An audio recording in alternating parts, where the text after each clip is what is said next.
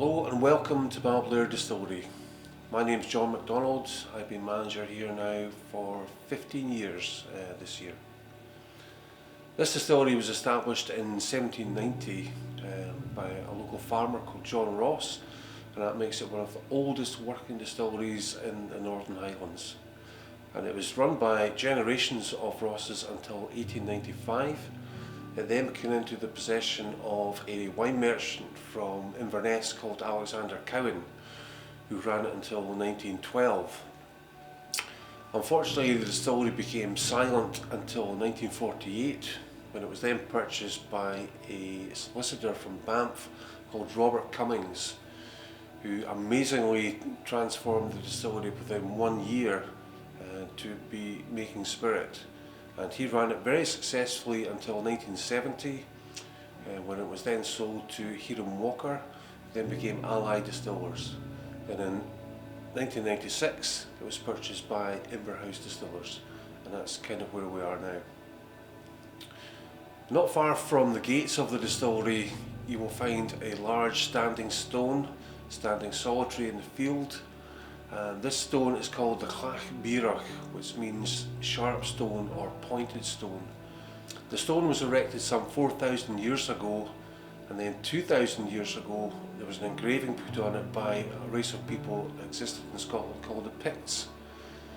This symbol depicts the sun and the moon, and it has a large Z rod going through it, and this is a connecting rod. Above this symbol there's a leaping salmon, and it's supposed to represent, the circle of life, and that's what the inspiration is on all our packaging at the moment. Now, as I'm sure you all know, there are 4 main ingredients to make up a single malt Scotch whisky. First of all, we have malt. All our malt is 100% Scottish. At the moment we're taking it all from Inverness, and it is typical Highland style. It is unpeated. It has a 1.5 parts per million peat content, so it's virtually nothing. Once we receive that malt, we will then put it through our Porteous mill to achieve a very fine grist, and it is so important that we achieve this correct consistency. If you grind it too finely, the rest of your production will be difficult, if not impossible. Now, our mill dates back, parts of it, to 1964. It's the oldest piece of equipment that we have here, but it's certainly the most reliable piece of equipment. Our water source comes from the Alderg burn, which means red burn. The source of the water is actually 6 miles away from the distillery, and it travels open ditch to about 1/4 mile from the distillery, where it then goes into a holding tank where there's just a very rough copper filter which removes any natural debris from the water. It's then piped down to the distillery, all gravity fed, no pumps, and it is untreated. It's not chemically treated, it's not ultraviolet treated, and it is typical Scottish water, and it's very pure, it's very soft. This water will satisfy all our process and all our cooling needs. Once we've achieved 4.4 tonnes of grist through our mill, we will then introduce that into our stainless steel mash tun.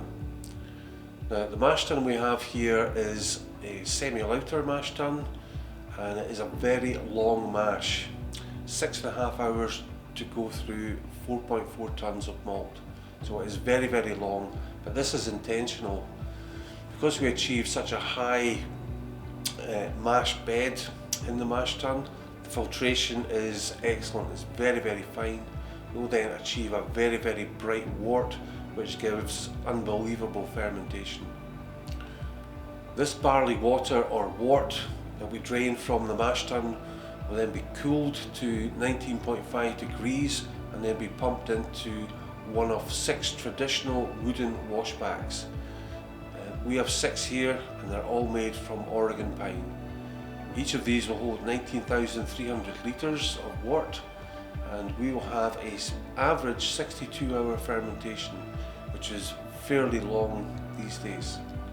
The advantage of a wooden washback versus stainless steel is that we will achieve almost a secondary fermentation to the yeast that we add, because these wooden washbacks will contain friendly bacteria. This microflora will give you almost a secondary fermentation, so it's a flavour advantage.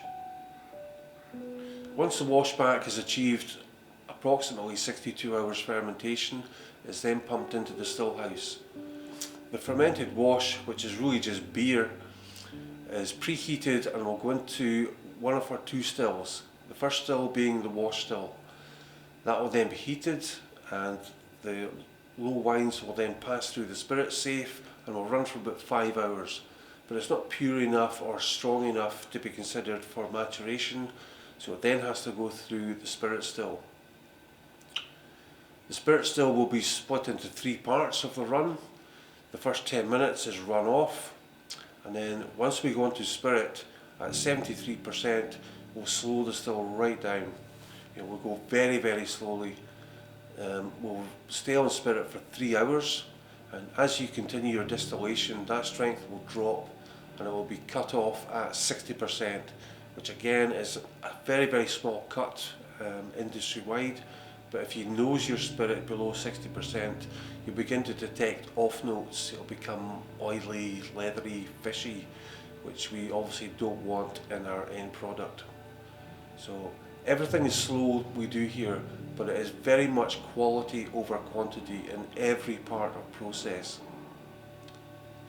The shape and height of the stills here are crucial to what spirit we want to achieve. Balblair stills are very much a classic shape of still. The boil pots are quite large, the necks are quite fat and squat. So this will allow us to have a very robust new make spirit, which will allow it to mature even at high age inside casks. We have a very, very strict wood policy at Balblair. There's no substandard casks going to come through these gates. It will be a mixture of first fill, second fill ex-bourbons, and to a lesser extent first fill Spanish oak as well. These will then be stowed into the warehouses here, which are all dunnage style. There is no racked warehousing, there is no palletised warehousing. They're all done in a traditional manner, standing 3 high. The warehouses themselves, the construction is fantastic for maturation. It is a perfect microclimate for maturation. The walls are very, very thick stone. You have a low slate roof.